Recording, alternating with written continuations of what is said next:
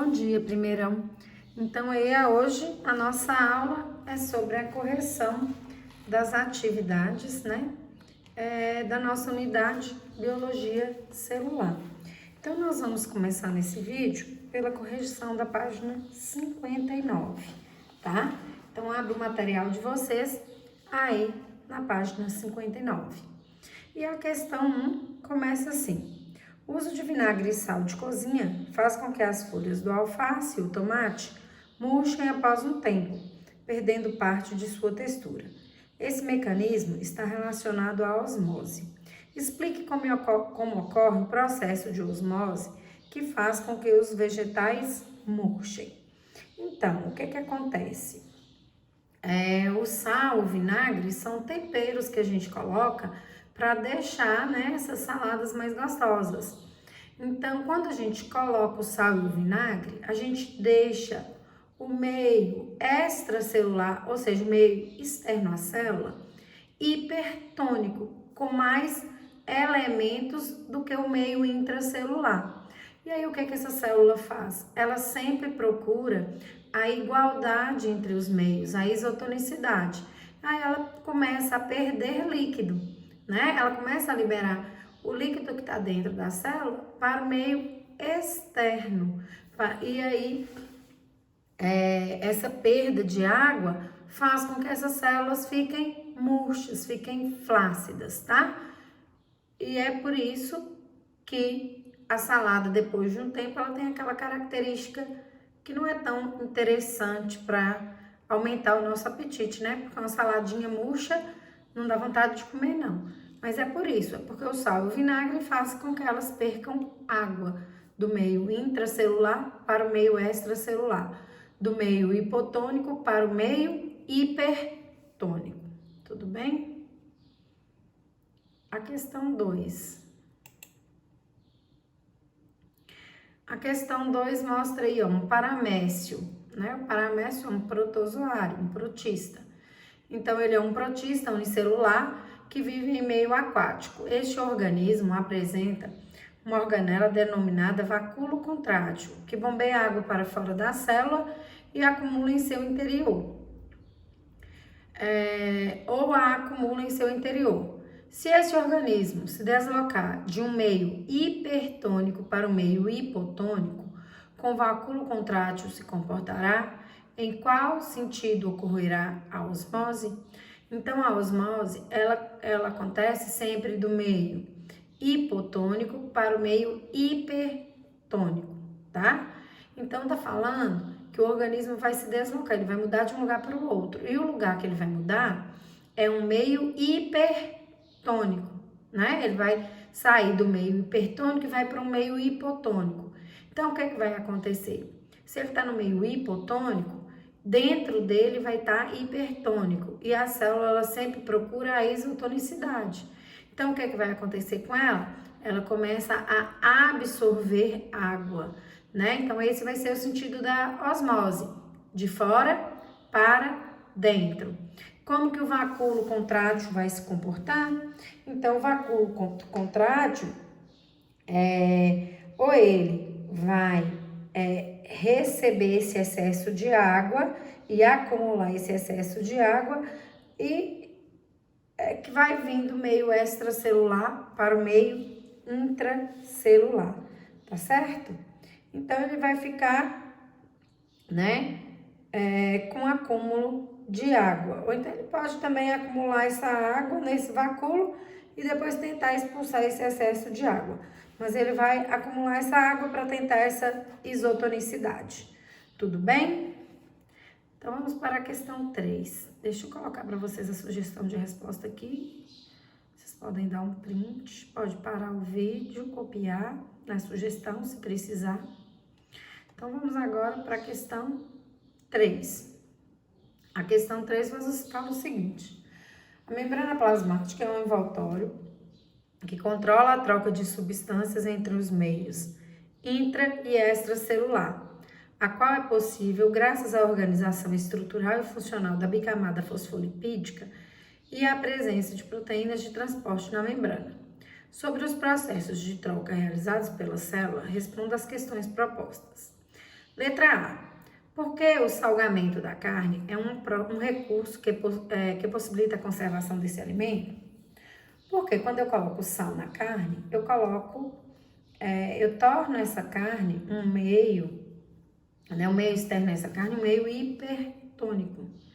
Então, o excesso de sal, ele vai funcionar para conservar esse alimento, porque todas as bactérias ou fungos decompositores que tiver ali no ambiente, que tentar fazer a decomposição daquele alimento, vai entrar em contato com esse meio hipertônico. E todo ser vivo que entra em contato com esse meio hipertônico tende a sofrer osmose, ou seja, tende a perder água para esse meio hipertônico e esses micro-organismos vão sofrer desidratação. E esses organismos, ao sofrer desidratação, eles vão morrer, tá? Então, a desidratação vai matar aqueles micro-organismos e a carne vai ficar um período bem maior conservada no ambiente, tudo bem? Então, vamos para a questão B. Por que a célula animal se rompe quando colocada no meio hipotônico? Porque a célula animal ela não tem nenhuma estrutura para romper, para impedir o rompimento, para impedir a lise. Então, quando eu coloco uma célula animal no meio hipotônico, a tendência é desses meios se igualarem. Então, a célula ela passa a ganhar água por osmose. E ela vai ganhando água por osmose, até que ocorre a lise da membrana plasmática, né? Na célula vegetal, essa lise não acontece, porque a célula vegetal ela tem a parede celular que impede essa lise, que impede essa ruptura da membrana plasmática. Tudo bem? Então, vamos para a letra C.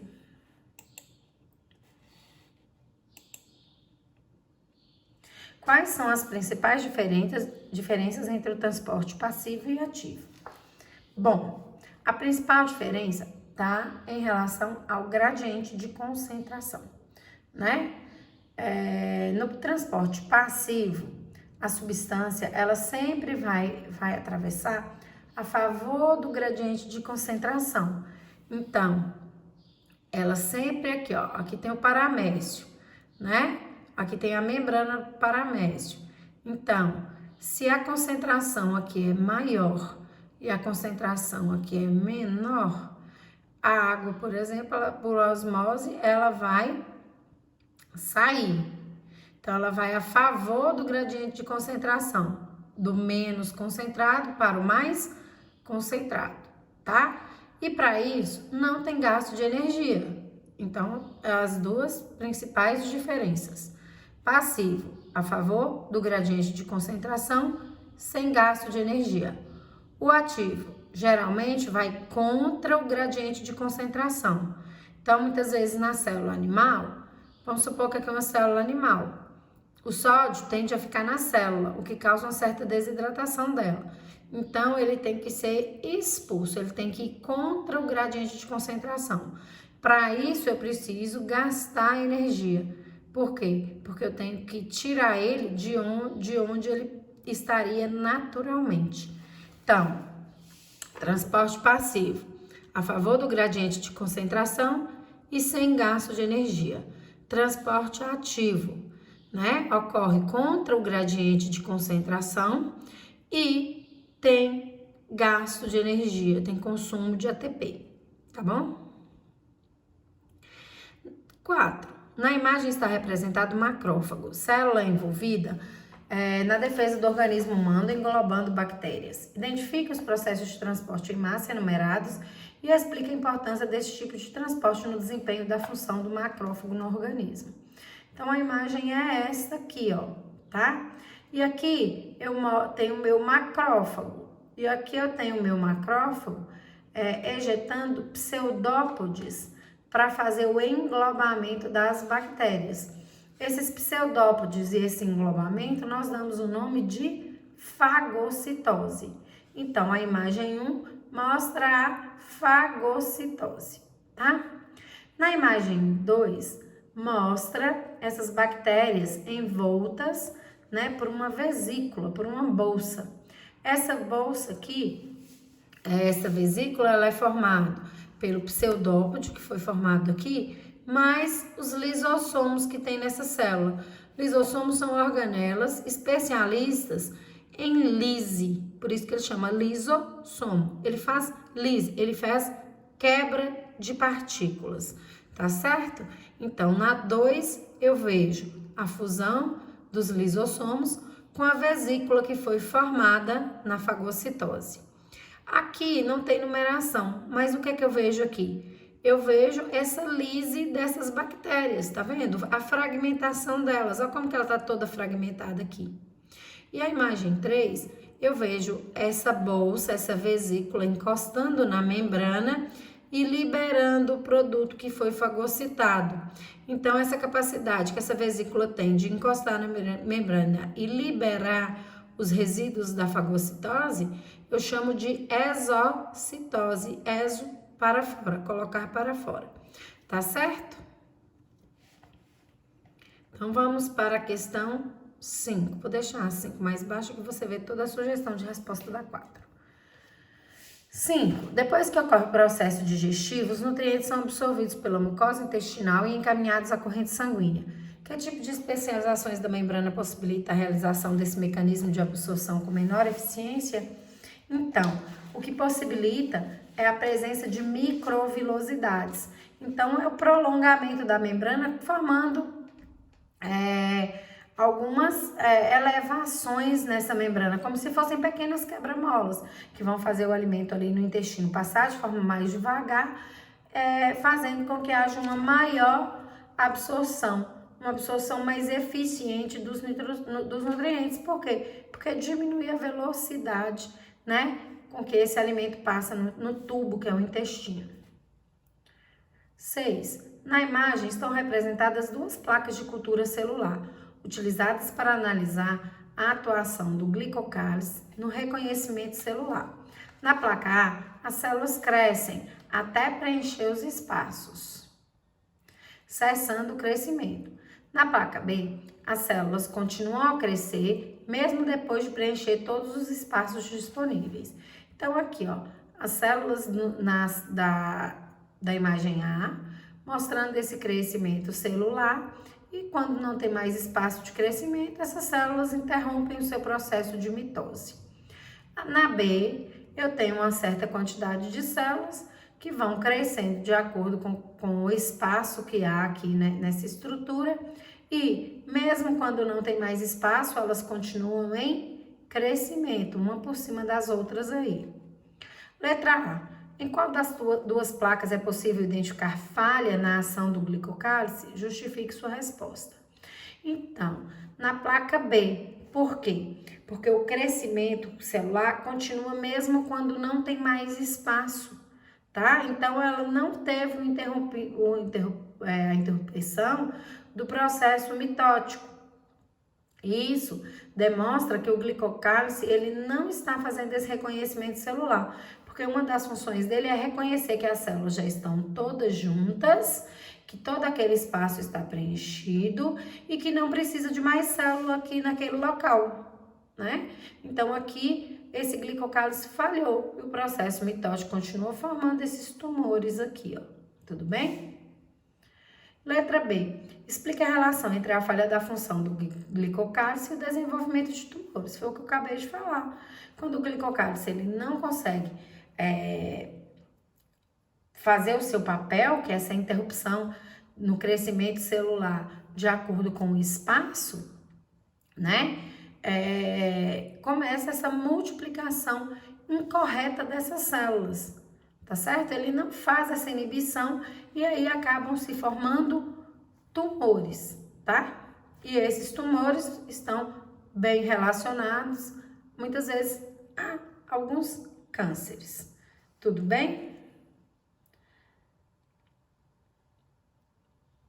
Biologia em foco, tamanho das células. Aqui é um texto falando um pouquinho, né, sobre alguns tipos e formatos celulares. Então, vamos lá. Independente do seu tamanho, os organismos são formados por pequenas células que se agrupam para formar tecidos e esses tecidos se organizam em órgãos. Então, o que limita o crescimento celular? Isso se deve à relação entre a área da superfície e o volume da célula. Conforme a estrutura cresce, seu volume aumenta mais que sua área de superfície, o que ocasiona um impacto importante na distribuição das moléculas. Isso ocorre porque todos os nutrientes e as moléculas entram nas células pela membrana plasmática. Quando as células são pequenas, nenhuma organela fica afastada dessa membrana. Se as células fossem maiores, as organelas e as estruturas internas ficariam distantes entre si e da membrana, ocasionando uma lentidão maior para que as reações químicas acontecessem, o que impactaria o metabolismo como um todo. Assim, o pequeno volume das células possibilita que possa redistribuir substâncias no seu interior de maneira mais eficiente. Então, é por isso que as células são tão pequenas, tão microscópicas, né? Aqui a gente pode perceber a membrana celular e o núcleo de uma célula aqui, né? Então, junto entre esse núcleo e entre essa membrana, é que eu vou encontrar todo o conjunto de organelas, as mitocôndrias, complexo golgiense, retículo endoplasmático liso, retículo endoplasmático rugoso, os lisossomos, as mitocôndrias, todas as organelas que eu tenho em uma célula, tudo bem? E elas são pequenas exatamente para ter essa ligação e esse metabolismo mais rápido, esse funcionamento mais rápido. Então, vamos continuar com a correção das nossas atividades, indo agora para a hora do estudo. Na hora do estudo, a questão 1 fala o seguinte: as células animais diferem das células vegetais porque essas contêm várias estruturas e organelas características. Na lista abaixo, marque a organela e estrutura comum às células animais e vegetais. Letra A, vacúolo. B, parede celular, cloroplasto, membrana celular e centríolo, né? Toda célula animal ou vegetal, ela vai conter membrana celular. Ela não é uma célula, ela tem que ter algo que delimita ela, e essa é a função da membrana celular. Nem toda célula vai ter vacúolo, nem toda célula vai ter parede celular, nem toda célula tem cloroplasto ou centríolos, tá bom? Então, vai depender de qual célula que nós estamos falando para ter essas organelas aqui. Agora, membrana celular, toda célula tem que ter. Animal, vegetal, bacteriana, protozoários, todos vão ter que ter membrana celular, tá? Tem célula, tem membrana. 2. As células de animais e vegetais diferem entre si por possuírem diversas estruturas ou organelas características. Na tabela a seguir estão relacionadas a presença, representada pelo mais, e a ausência, representada pelo menos, das respectivas características diferenciais de dois tipos de célula, A e B. Célula A possui cloroplasto, parede celular, mitocôndria e núcleo. Célula B não possui cloroplasto, não possui parede celular e possui mitocôndria e núcleo. Com base nessas informações, é correto afirmar que ambas são células procarióticas por possuírem núcleo. Está errada. Se elas têm núcleo, elas não podem ser procarióticas, elas têm que ser eucarióticas. A célula A é uma célula animal, pois apresenta parede celular. A célula animal, ela não apresenta parede celular e ela não apresenta cloroplasto, então ela não pode ser animal, tá? Ambas são células animais, pois apresentam mitocôndrias. A presença de mitocôndrias não característica animal e vegetal, tá certo? Então elas não são todas duas células animais. A célula A é uma célula vegetal, pois apresenta cloroplasto. É verdadeiro. Toda célula vegetal, ela tem que ter cloroplasto, que é uma organela ausente na célula animal, tá? E a E tá errada porque fala que a célula B é procariótica. A célula B não é procariótica, ela tem núcleo. Ela é uma célula eucariótica, tá bom? 3. Onde existe uma célula, deve ter existido uma célula pré-existente. Da mesma forma que o animal surge de um animal e a planta de uma planta. Ao longo de todas as formas de vida, seja entre organismos animais ou vegetais, ou seus componentes, domina uma lei eterna de desenvolvimento contínuo. Observe os dois princípios dessa teoria. a que o texto se refere. Em seguida, assinale a alternativa correta. Então, quais são os princípios? O primeiro princípio: as células são unidades estruturais básicas e fisiológicas de todos os organismos vivos, exceto os vírus. 2. As células são entidades distintas e os blocos construtores dos organismos mais complexos. Então, isso aí são dois princípios que falam sobre a teoria celular, né? Então, caracterizando as células. Então, não é teoria da biogênese, não é teoria de compartimentação, não é teoria organismal e nem de endossimbiose. É a teoria celular, os princípios da teoria celular, que a célula, todo ser, todo organismo vivo, com exceção dos vírus, possuem células e as células são a base, né, de todo o organismo mais complexo. Tudo bem? 4. A bactéria Shigella dysenteriae e o protozoário Entamoeba histolítica infectam o homem, causando desenterias. Embora sejam organismos unicelulares, diferem entre si na sua organização. No entanto, apresentam estruturas celulares que são comuns. As estruturas celulares que são encontradas tanto na bactéria como nos protozoários são: núcleo? Não, porque bactéria não tem núcleo. Membrana plasmática, sim. Cromossomo, sim, tá? Carioteca, também é membrana nuclear, também não pode ser. Mitocôndria e ribossomo. Mitocôndria, somente nos protozoários. Ribossomo, em ambos.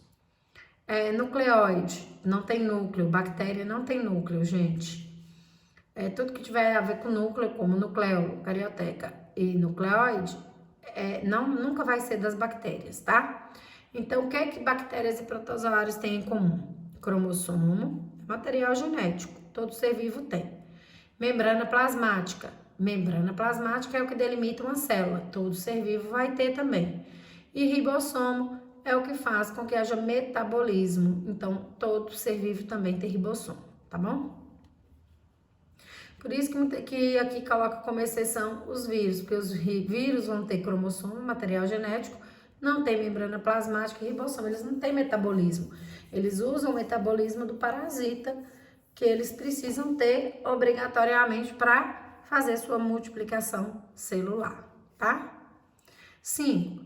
Células procariontes e eucariontes possuem tanto aspecto em comum quanto aspecto que as diferenciam.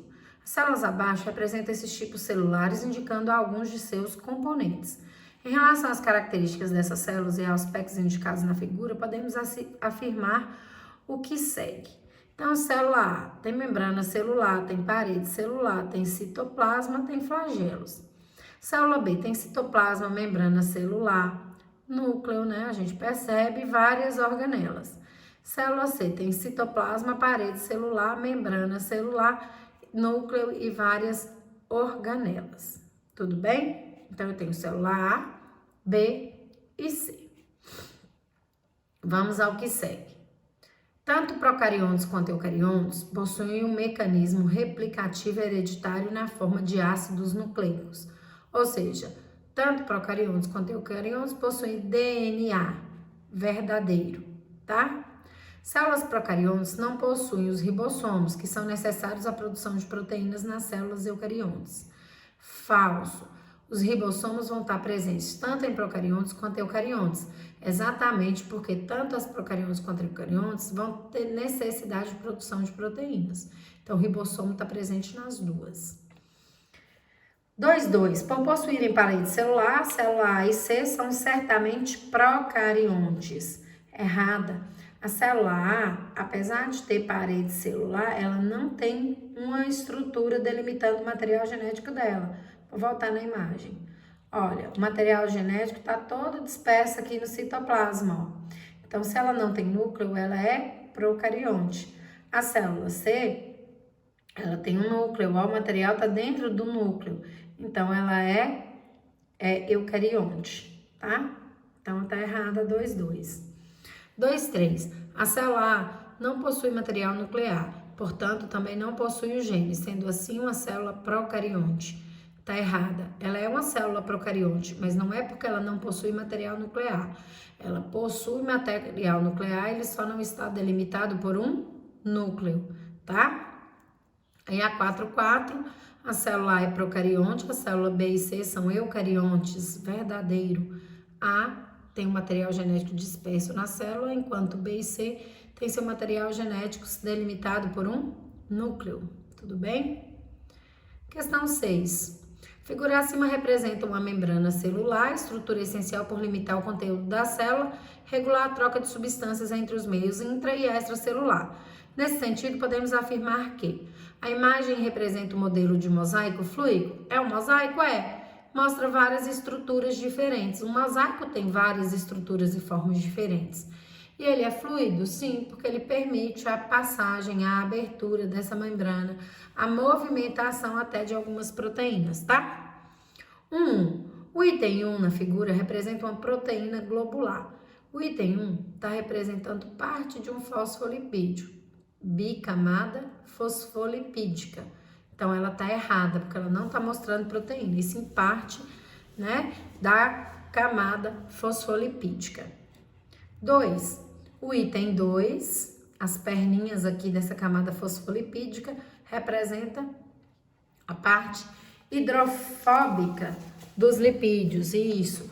Hidroágua, fóbica, medo, né? Então, ela fica sempre para dentro, para o lado de dentro da membrana, porque no meio extracelular ou no meio intracelular, eu vou ter presença de água. Como ela não gosta de água, ela fica voltada aqui para dentro da membrana. Tudo bem? 3.3. A membrana celular possui proteínas associadas ao lipídios, que está representado pela figura 3. E isso aqui eu tenho uma proteína que a gente chama de periférica, né? Ela vai ajudar muitas vezes na passagem de alguma substância. E 4.4, em função de sua constituição química, as substâncias lipossolúveis podem atravessar a membrana por difusão simples. Também é verdadeiro. Ela não é lipídica, uma membrana fosfolipídica. Então, substâncias que são dissolvidas nos lipídios podem atravessar essa membrana por difusão simples, a favor do gradiente de concentração, sem gasto de energia. Tudo bem? 7. Por mais que tentemos justificar a importância da membrana plasmática, isso sempre se torna uma tarefa aquém da sua real importância. Simplesmente sem ela não haveria vida. Em seu conceito mais elementar, as membranas plasmáticas definem os limites celulares. Dada a sua importância, observe a figura a seguir e relacione os termos com sua respectiva numeração na figura. Então, vamos lá. A sequência que relaciona corretamente os termos é 1. Meio extracelular, verdadeiro. 2. Citosol, isso é citoplasma, meio intracelular. 2 está representando isso. 3, ó, 3 aqui, proteína periférica, é uma proteína que está na superfície da membrana, tá? 4, proteína integral, aqui é uma proteína integral, ela vai de um lado e do outro da bicamada fosfolipídica, da membrana plasmática, tá? 5, mostra aqui uma cadeia acima aqui dessa proteína, ó. São carboidratos, também é verdade, tá? 6, região hidrofílica. Então, a cabecinha aqui, ó, da membrana fosfolipídica, ela fica sempre em contato com a água, no meio extracelular, no meio intracelular. Então, ela tem afinidade com a água, ela fica para fora, em contato com a água. E 7, a região hidrofóbica, as perninhas aqui que representam essa camada e que tem fobia de água, tem medo de água, ficam todas duas voltadas para dentro, para não ter contato com o meio extracelular e nem o contato com a água do meio intracelular. Então, a sequência correta é a A. 8. Em uma sala de biologia geral, o professor mostrou por meio de experimento comparativo que quando glóbulos vermelhos são colocados em uma solução hipotônica, podem se romper devido à excessiva entrada de água por osmose. Mas quando o mesmo é feito com uma célula de origem vegetal, apesar de ficar túrgida, que é a mesma coisa de inchada, ela não se rompe. A estrutura responsável por esse resultado é denominada de parede celular. Então, a parede celular é uma estrutura que fica do lado externo à membrana plasmática. Então, por mais que a água entre, essa parede celular é rígida. Essa membrana plasmática não consegue fazer com que ela se expanda. Então, essa membrana plasmática ela não se rompe. Já nos glóbulos vermelhos, né, não tem essa parede celular. Então, quando essa água ela vai entrando por osmose, essa membrana plasmática ela não tem o que segura ela vai esticar até romper, tá? Então, a estrutura que impede a lise da célula vegetal por osmose é a parede celular. Questão 9. Durante uma aula prática, os alunos colocaram algumas hemácias humanas em água destilada e analisaram a variação do volume celular. Após o experimento, as variações do volume nas células foram indicadas em um gráfico. Sabendo que as hemácias humanas ficam mergulhadas no plasma sanguíneo, cuja solução representa 0,9% de cloreto de sódio, o gráfico que ilustra corretamente a variação do volume das hemácias na água destilada em função do tempo está indicado em. Então, essa hemácia foi colocada em relação ao plasma sanguíneo no meio hipotônico. Ela tende a absorver água do meio hipotônico para tentar a igualdade entre o meio extracelular e o meio intracelular. Então, ela vai absorvendo água e ela vai crescendo o seu volume. Em determinado momento, a quantidade de água é tão grande que ocorre a lise da hemácia. A hemácia se quebra e ela passa a perder água. Então, esse é o gráfico que ilustra, porque nesse ela já perde água desde o começo, isso não está certo. Nesse, ela também perde água desde o começo. Nesse, ela vai ter fases onde ela ganha água, estabiliza, ganha água, estabiliza novamente. Ela não vai estabilizar, vai ocorrer a lise celular, ela vai se romper e ela vai perder água, que não mostra nesse gráfico, então ele também não representa. E aqui mostra só ela ganhando água, ficando estável por um bom tempo. Se fosse uma célula vegetal, esse gráfico poderia representar o ganho contínuo de água e a não ruptura, porque a célula vegetal tem parede celular, né? Ela se manteria nessa estabilidade aqui. Mas é uma célula animal, é uma hemácia. Vai ocorrer a lise e ela vai perder água. Então, é o gráfico A que representa aí, né, o comportamento da hemácia no meio hipotônico. Tudo bem? Questão 10. Ao temperarmos uma salada de verdura com sal e vinagre, muito tempo antes de consumi-la, observamos um acúmulo de água que é liberada pelos vegetais. Então, nós já falamos um pouco sobre isso, né, lá atrás, sobre essa questão do sal e do vinagre. São utilizados na salada como tempero, para melhorar o paladar dos vegetais. Então, o que ocorre? Quando eu coloco o sal e o vinagre, o meio externo aos vegetais, ele fica hipertônico. A célula vegetal começa a perder água para buscar essa isotonicidade. Então, ela vai liberando para poder degradar, diminuir a hipertonicidade do meio externo, né? Então, essa perda de água recebe o nome de osmose. E ocorre sempre, porque o meio extracelular está hipertônico em relação ao meio intracelular. Então, a água vai tentar a isotonicidade perdendo água, para ter a mesma quantidade de soluto no meio externo quanto tem no meio interno. Então, a resposta correta é a letra A. Tudo bem?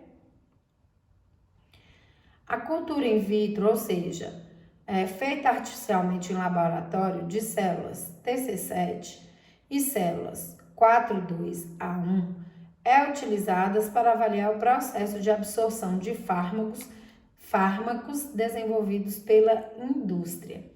Lembrando que fármacos são medicamentos, tá bom? Na indústria farmacêutica, pois essas células apresentam estruturas similares às células que revestem o intestino humano, os enterócitos, tais como as microvilosidades. Além disso, as células cultivadas também apresentam diversas proteínas de membrana que transportam alguns fármacos para o interior da célula sem gasto de energia, como por exemplo as proteínas transportadoras MCT e OAT.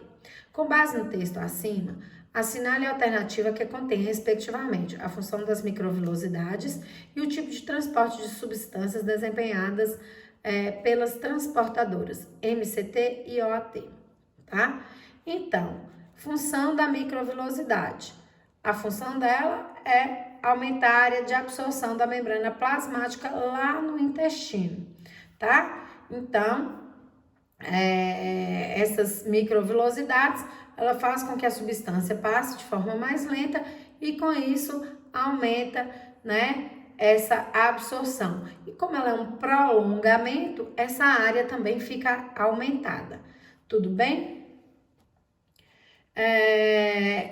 Aqui fala que a membrana vai transportar esses fármacos para o interior da célula sem gasto de energia, como por exemplo as proteínas, né, que fazem esse papel. Então, a função dessas proteínas é para fazer esse transporte sem gasto de energia do meio, a favor do gradiente de concentração, né? Então, quando essa substância ela usa a proteína para ir a favor do seu gradiente de concentração sem gasto de energia, nós falamos que foi feita a difusão facilitada, tá? Então, a B está errada porque não promove adesão, né? As microvilosidades e sem gasto de energia não pode ser ativo. Tudo bem? A difusão simples vai passar pela membrana e não pela proteína. E a microvilosidade não seleciona substâncias. Não diminui, a microvilosidade também não diminui a área de absorção, ao contrário, faz o aumento, né? E a difusão facilitada aqui tá correta. E a letra E tá errada porque as microvilosidades não promovem a movimentação do bolo alimentar, está incorreto, né? E o processo não é de osmose, porque nós não estamos falando de água, nós estamos falando de outras substâncias. Tudo bem? Questão 12. O Prêmio Nobel de Fisiologia ou Medicina de 2013 foi oferecido pelo Instituto Karolinska em Estocolmo.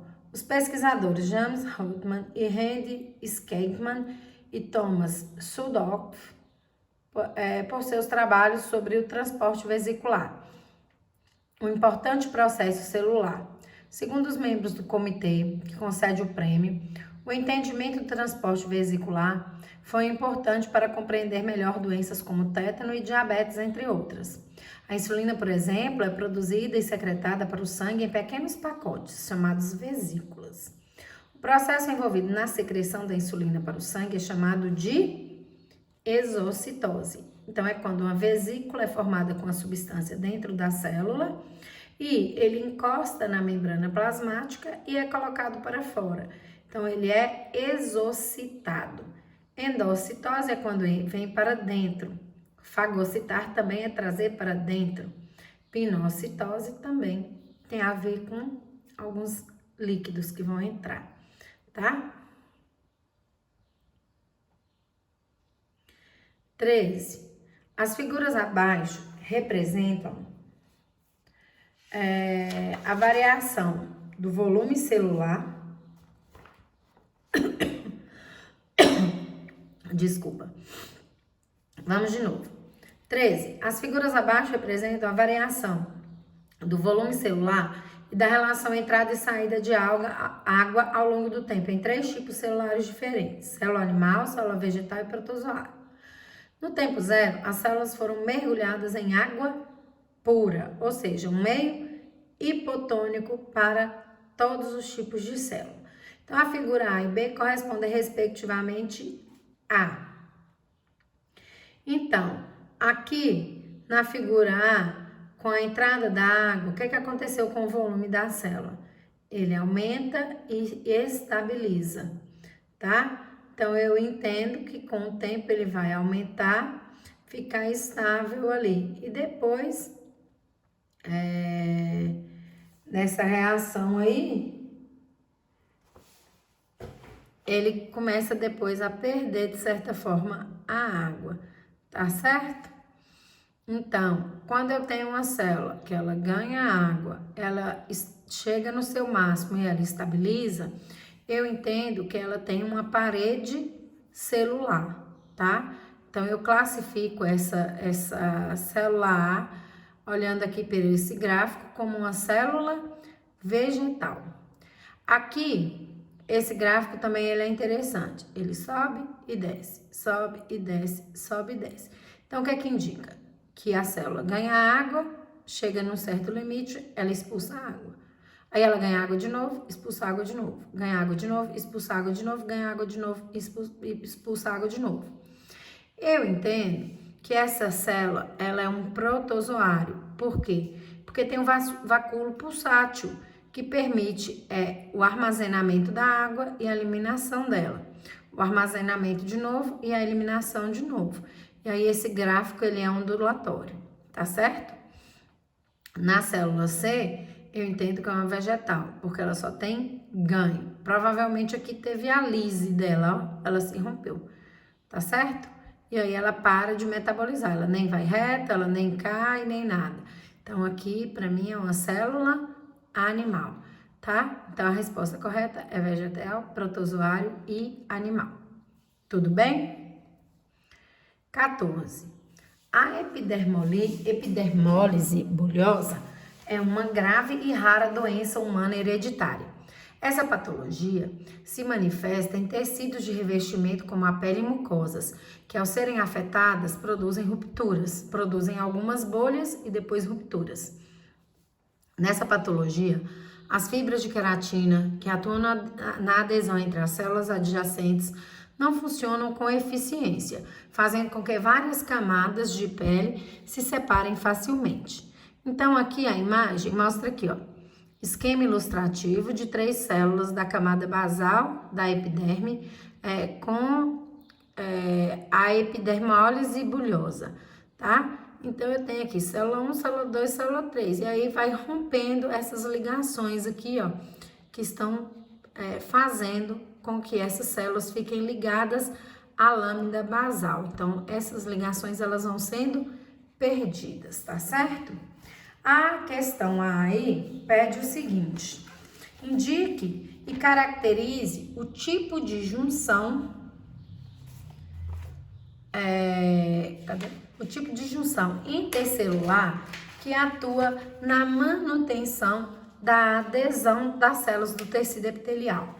Então, a junção que está relacionada aí com a queratina são os desmossomos, tá? Os desmossomos consiste em 2 placas circulares de proteínas, tá? E dessas placas partem esses filamentos de queratina, tudo bem? E elas atravessam a membrana plasmática e fazem com que essas células fiquem associadas, tá? Aqui, ó. Então, a gente vê essa associação aqui. Uma passa da outra, a outra passa da uma, fazendo com que haja essa ligação entre a lâmina basal e a célula basal da epiderme, tá certo? Então, essas estruturas que estão rompendo aqui nesse caso ainda faz essa ligação, são chamadas de desmossomos, tá certo? Letra B. No contato entre células epiteliais e musculares, ocorrem especializações na membrana que permite a comunicação entre as células. Informe a natureza desse tipo de especialização da membrana, bem como seu papel biológico no tecido. Então, essas junções vão fazer a comunicação entre as células. Elas têm uma natureza proteica, tá? Elas também vão ser proteínas que vão formar esses canais que vão ligar a membrana lateral com a célula adjacente, tá? Essa comunicação é chamada de junção GAP, tudo bem? E aí também pede para falar o papel biológico desse tecido, né? Então, o papel biológico, como eu falei, eles formam um canal, né? Uns canais que vão juntar, né, as membranas laterais dessas células. E esses canais, eles vão formar uma ligação entre os citoplasmas das células vizinhas, tá? E aí essa ligação, ela permite passagens de alguns íons de pequenas moléculas solúveis em água, como por exemplo açúcar, vitaminas que são hidrossolúveis, alguns hormônios, tá certo? Então vão formar, o papel biológico vai formar aí uma ligação direta, tá? Entre essas duas células, facilitando o trabalho coordenado delas, tudo bem? E C, a presença da junção oclusiva ou zônulas oclusivas nas células que revestem o intestino e outros órgãos impede a passagem de produto no espaço entre células vizinhas. Nessa situação, informe a estratégia utilizada por essas células para realizar o transporte transcelular de solutos. Então, essas células aí, elas vão também utilizar algumas proteínas carreadoras ou transportadoras, tá? Então, elas vão utilizar o método de difusão facilitada, quando for a favor do gradiente de concentração, mas também pode utilizar o transporte ativo, quando essa passagem é necessária contra o gradiente de concentração, tá certo? Também pode ser utilizada as estratégias de endocitose, quando eu quero que entra dentro da célula, ou exocitose, para quando for colocar para fora da célula. E a questão 15, nos autos de condenação de revoltosos do Brasil colônia, como Tiradentes, era comum constar que, além da pena de morte e do esquartejamento dos corpos, seus bens seriam confiscados e suas terras seriam salgadas para que nada mais ali nascesse.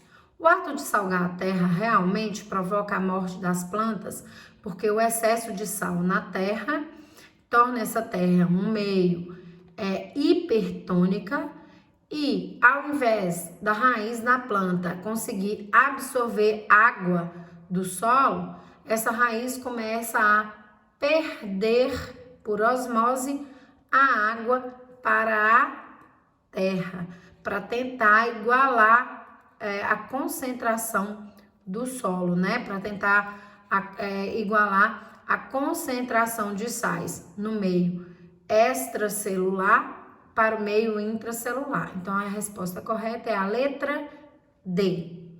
Bom, pessoal, nossa correção termina por aqui. Se tiver alguma dúvida, se ficar alguma dúvida em alguma das questões, me mandem uma mensagem no WhatsApp. Bons estudos para vocês!